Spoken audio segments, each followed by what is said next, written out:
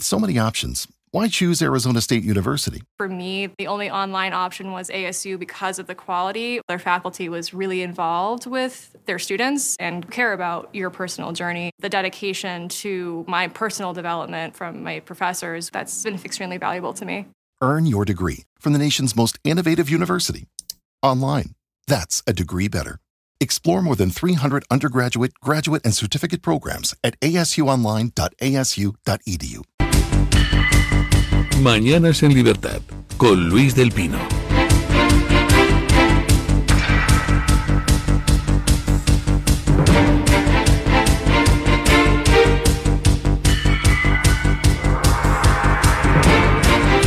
Ocho y 3 minutos, 7 y 3 en las Islas Canarias. Vamos con las noticias de las 8 con la ayuda de doña Carmen Carbonell.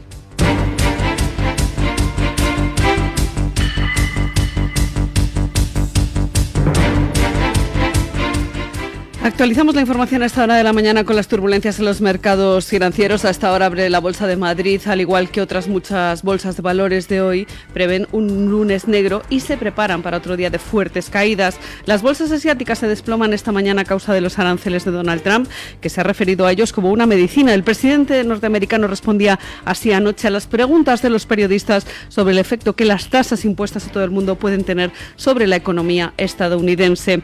Tras 2 semanas de desplome bursátil histórico, el jueves y el viernes por el caos arancelario que ha desatado las medidas de Donald Trump, los ministros de Comercio de la Unión Europea se reúnen hoy en Luxemburgo para consensuar una respuesta.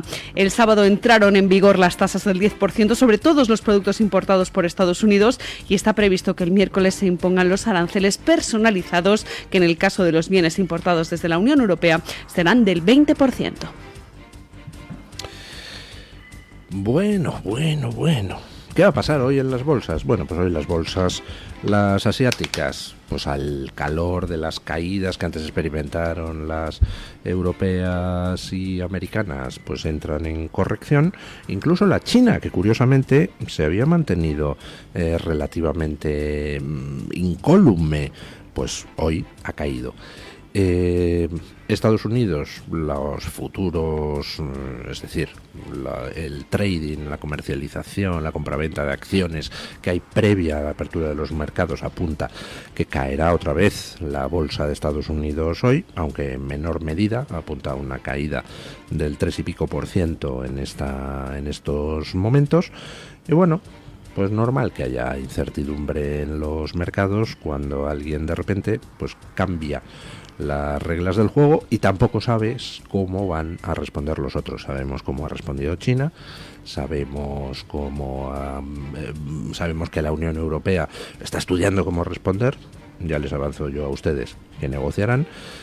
Y bueno, pues al final Trump lo que va a hacer es ahora sentarse, le importa 3 bledos que las bolsas suban o bajen, se va a sentar y a esperar a recibir las ofertas.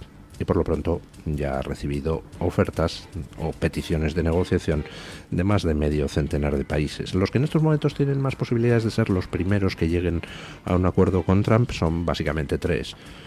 Israel, Vietnam y Argentina. Hoy recibe a Netanyahu en Washington y una de las cosas que tratarán, quizá ni siquiera la principal, porque la principal va a ser el asunto de Irán, pero una de las cosas que tratarán es el desarme arancelario mutuo. Por ejemplo, Israel resulta que tiene más del 70% de aranceles a los coches americanos. Bueno, pues no parece demasiado lógico, ¿no? Trump le ha puesto un 17% a los aranceles a los productos israelíes y posiblemente Israel sea el primero en anunciar junto con Trump que hay una eliminación o bajada de esos aranceles. Si fuera así, entraríamos en la fase de corrección de la corrección, porque claro, si empieza a trasladar Trump el mensaje de que está llegando a acuerdos con gente, pues la sensación en los demás va a ser idiota el último. Trump, ¿qué va a lograr con esto de los aranceles? Pues no lo interpreten ustedes en términos económicos. Lo que hay detrás, ya lo he dicho en los bloques de noticias anteriores, es otra cosa. Es una guerra entre Estados Unidos y China, que no está declarada abiertamente, pero que está desarrollándose con toda la crudeza, una guerra de carácter comercial. Y bueno, pues al final lo que va a conseguir Trump es que la gente se posicione, o está del lado de Estados Unidos o está del lado de China. Si está del lado de Estados Unidos, entonces tiene que contribuir a que el déficit comercial americano pues no sea tan grande, o si no contribuye, al menos políticamente alinearse sin ningún tipo de fisuras con el gobierno americano. Pero aunque hay que analizar políticamente el tema, económicamente, por supuesto, Trump lo que pretende es rearmar industrialmente a Estados Unidos. Estados Unidos ha sufrido una sangría de puestos de trabajo tremenda con la externalización. Hace muchísimo tiempo, Pepe García Domínguez puso un tuit que yo creo que resumía perfectamente lo que es la globalización. Dice: la globalización es ese proceso por el cual se han beneficiado los ricos de los países pobres, los pobres de los países pobres, los ricos de los países ricos, y los únicos que han salido perjudicados son los pobres de los países ricos. Y efectivamente, ¿quiénes han llevado al poder a Trump? Pues aquellos que fueron perjudicados por un proceso consistente en que las empresas externalizaban la producción a otros sitios, por ejemplo China, y entonces eso beneficiaba mucho a la cúpula de la empresa, pero los trabajadores de las empresas externalizadas se iban todos a la calle y nadie les daba una salida. Bueno, pues eso quiere corregirlo Trump. Y por ejemplo, pues ya hay fabricantes de coches estudiando trasladar la producción a Estados Unidos, como no podía ser menos tras la imposición de los aranceles. Escuchen. Ante los nuevos aranceles del 25% impuestos por la administración de Donald Trump a la importación de vehículos, fabricantes europeos como Mercedes-Benz analizan trasladar parte de su producción a Estados Unidos. La firma alemana, con una fuerte dependencia del mercado norteamericano, estudia ampliar esa actividad que ya tienen en las plantas de Alabama y Carolina del Sur, e incluso consideran cerrar la venta de modelos que sean menos rentables. Esta estrategia permitirá evitar el impacto directo de los aranceles, especialmente en un segmento premium, donde los consumidores toleran mejor los ajustes de precios. Otras empresas de vehículos alemanas como BMW, Audi y Volkswagen también están viéndose afectadas por los aranceles y estudian tomar medidas similares para mitigar su impacto. Bueno, pues es normal que fabricantes de coches digan, pues vamos a empezar a impulsar la producción en Estados Unidos. Pues claro que es normal. Lógico, si resulta que estaban externalizando producción empresas americanas, pues ahora resulta que van a impulsar la propia, y Ford está lanzando una campaña de fabricado aquí y para aquí y tal. Pero empresas extranjeras que hasta el momento tenían fácil vender en Estados Unidos, mientras que al revés era más difícil, pues dicen, caramba, si nos ponen aranceles aquí del 25% a la importación de automóviles, pues bueno, pues fabricamos allí y así no nos aplican los aranceles. ¿Que eso va a hacer que los coches fabricados en Estados Unidos sean algo más caros frente a fabricarlos fuera? Pues sí, pero por ejemplo, a un fabricante como Mercedes, ¿realmente le importa eso mucho? Hombre, si puede fabricar más barato, pues eso que se lleva para la buchaca, pero no es un producto que se venda por precio. Con lo cual, pues que tiene que fabricar en Estados Unidos para que no le apliquen aranceles del 25%, pues vale. ¿Que eso le implica que suben un poco los costes de producción? Pues bueno, tampoco le afecta demasiado al mercado. No es este tipo de anuncios, es decir, empresas que se trasladan a Estados Unidos o impulsan su producción en Estados Unidos, pues van a ser constantes a lo largo de los próximos meses, dando la razón a Trump en uno de los objetivos de su política arancelaria.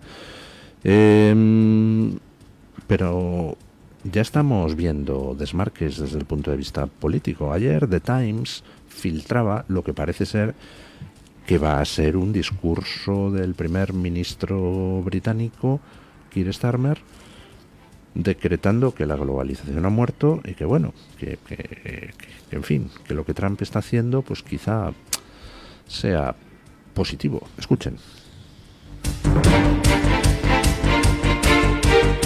El primer ministro británico Keir Starmer se dispone a marcar un giro en la política exterior del Reino Unido en un discurso previsto para hoy mismo, según ha informado el diario británico The Times. Añade este periódico que en este discurso va a reconocer públicamente el fin de la globalización. Insiste The Times en que Keir Starmer va a calificar estas medidas como erróneas, pero que va a mostrar comprensión hacia el llamado nacionalismo económico de Donald Trump, señalando que muchos ciudadanos norteamericanos se sienten marginados por los efectos del libre comercio y la inmigración masiva.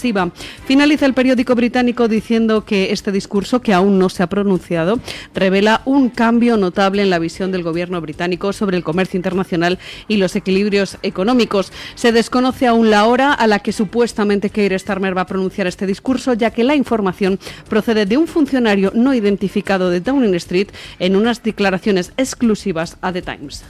Bueno, sorprende que Keir Starmer vaya a dar un discurso pues un poco dando por muerto el sistema económico que se ha venido aplicando en los últimos años y pues manifestando su oposición a esta guerra arancelaria, pero entendiendo que quizás respondes que ahora los parámetros han cambiado. ¿Sorprende? Pues a mí no me sorprende, y no me sorprende por un motivo, porque resulta que Keir Starmer, Reino Unido, ha quedado excluido de la guerra arancelaria. Si se fijan ustedes, lo que ha hecho Trump es aplicar a todo el mundo una tarifa mínima del 10%, y luego al resto de los países, pues dependiendo de cuál es el déficit comercial que tiene Estados Unidos con ese país o zona de países. A la Unión Europea le ha caído un 20%, pero el Reino Unido está en el mínimo, está en el 10%. Es decir, está excluido del bloque europeo de cara a los cálculos arancelarios, porque entre otras cosas el Reino Unido no pertenece a la Unión Europea. Reino Unido y Estados Unidos tienen una economía bastante más integrada, bastante menos desequilibrada entre los dos y sobre todo con bastantes menos barreras no arancelarias, con lo cual pues el Reino Unido se va a ver muy poquito afectado por este tipo de aranceles. Se va a ver mucho menos afectado que la Unión Europea.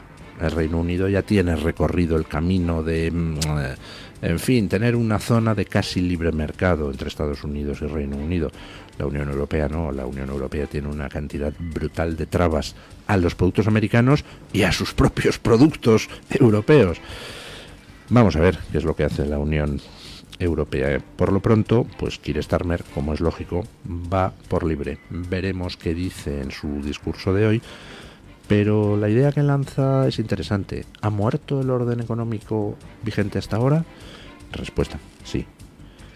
El orden económico vigente hasta ahora, que básicamente consistía en desindustrializar Occidente para industrializar otros sitios, que da la casualidad que no son democracias ejemplares, pues ha muerto.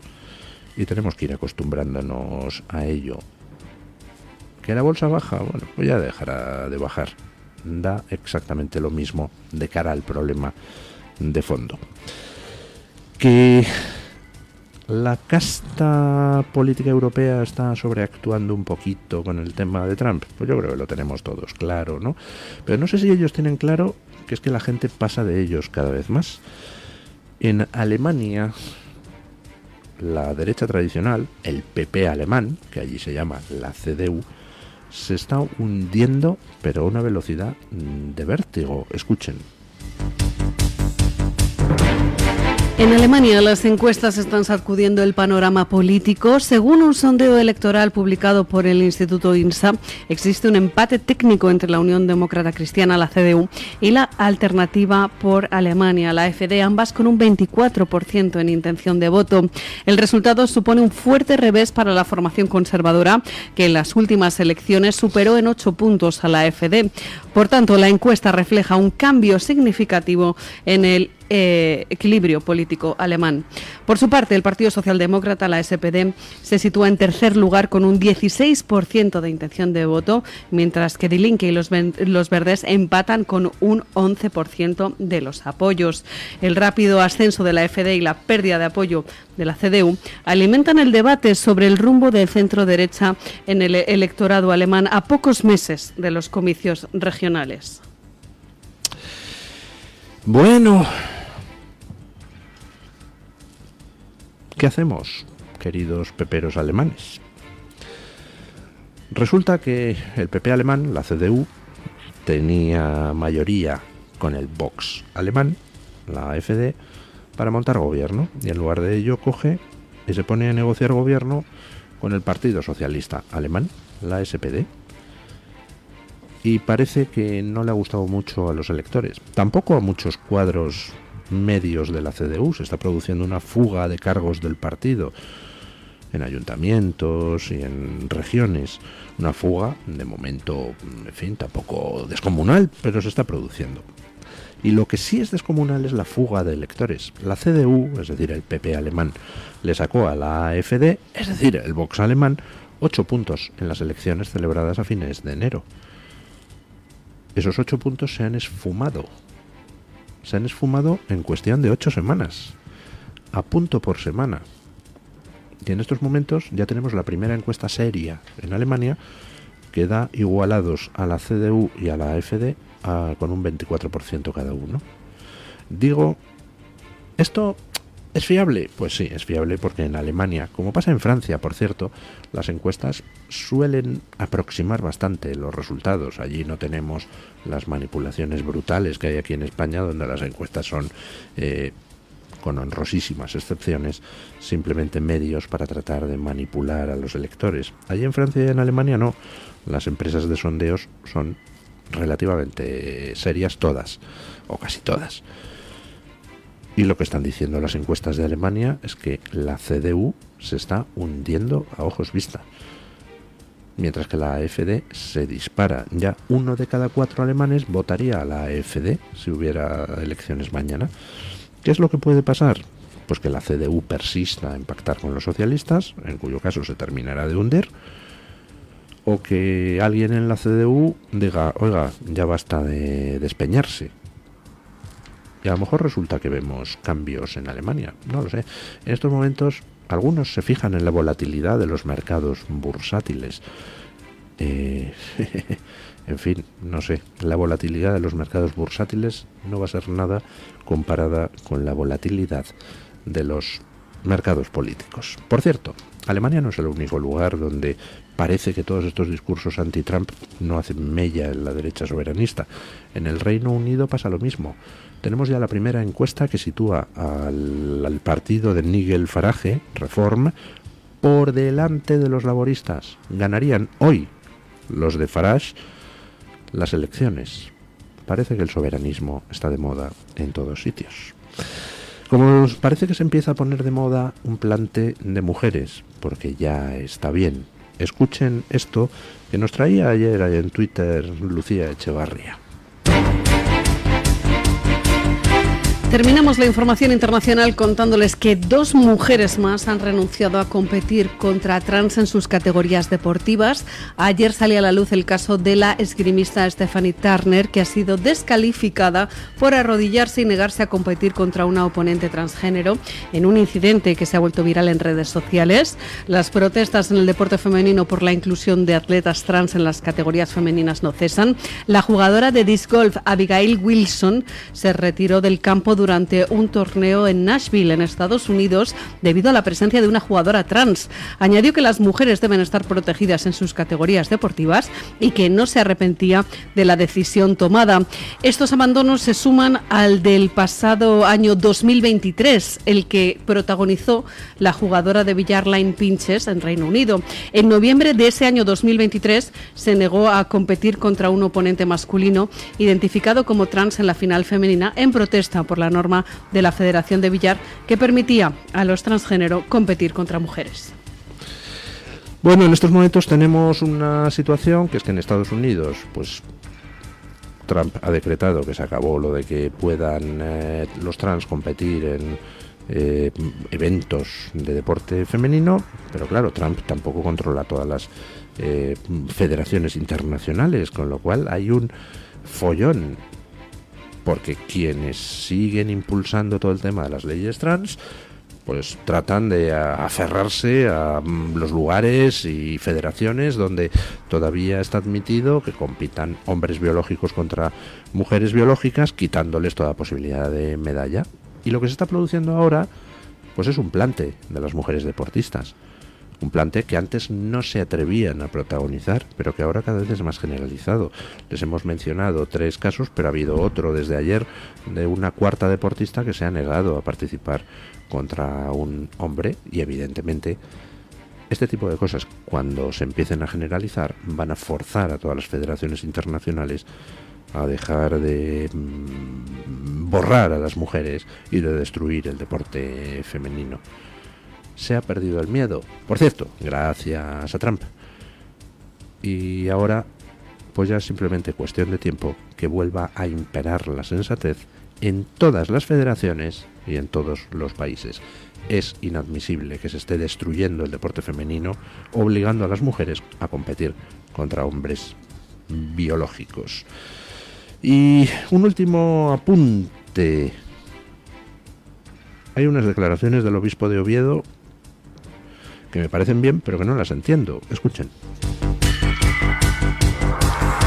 El obispo de Oviedo critica la resignificación del Valle de los Caídos, diciendo que es una maldad irresponsable. El franciscano Jesús Sanz Montes se ha mostrado en contra del proceso de resignificación de la basílica impulsado por el gobierno en los últimos años. El prelado ha calificado esta iniciativa como un intento de reabrir heridas del pasado con consecuencias negativas para la convivencia en la sociedad española. Añade que querer utilizar a los muertos para ganar batallas perdidas, reabriendo las heridas que tanto nos costaron cerrar como hermanos, es algo que responde a una maldad irresponsable. A su juicio, esta política contribuye a excitar la confrontación indeseada en un país en el que aún se arrastran las secuelas de un pasado reciente. Las palabras del obispo se enmarcan en un contexto de creciente debate público sobre la llamada Ley de Memoria Histórica y el papel de los símbolos del franquismo en el espacio público. El obispo de Oviedo pues dice una serie de cosas bastante razonables y manifiesta su oposición a la resignificación del valle. He entendido bien la noticia, ¿no, doña Carmen? En principio sí, son unas declaraciones entonces, que recoge un tuit de universitarios católicos. Pero entonces, no entiendo. ¿No decían que la conferencia episcopal había aprobado por unanimidad apoyar la resignificación? No entiendo. ¿El obispo de Oviedo no forma parte de la conferencia episcopal española? ¿O no asistió a la conferencia episcopal española? ¿O no se atrevió a decir nada en la conferencia episcopal española, pero ahora lo dice por fuera? No sé.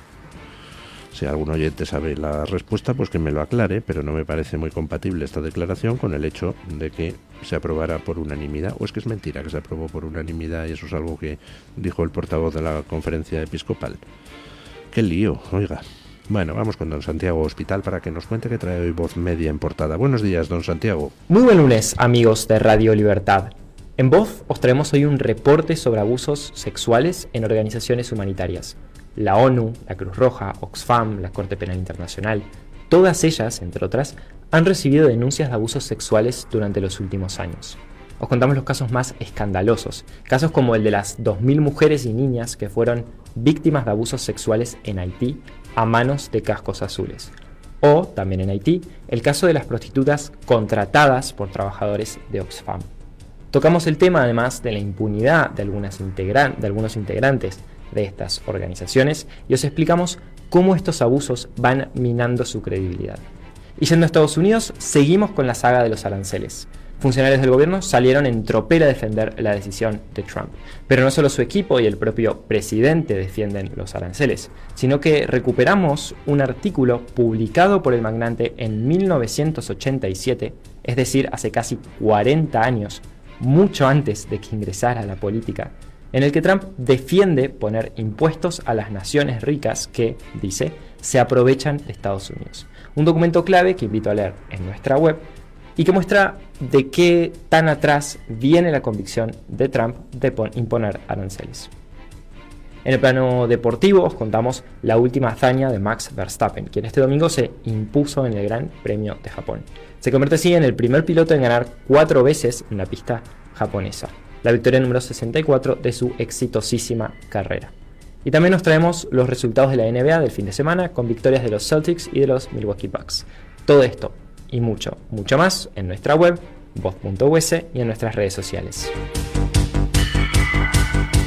Muchísimas gracias, don Santiago. With so many options, Why choose Arizona State University? For me, the only online option was ASU because of the quality. Their faculty was really involved with their students and care about your personal journey. The dedication to my personal development from my professors, that's been extremely valuable to me. Earn your degree from the nation's most innovative university. Online. That's a degree better. Explore more than 300 undergraduate, graduate, and certificate programs at asuonline.asu.edu.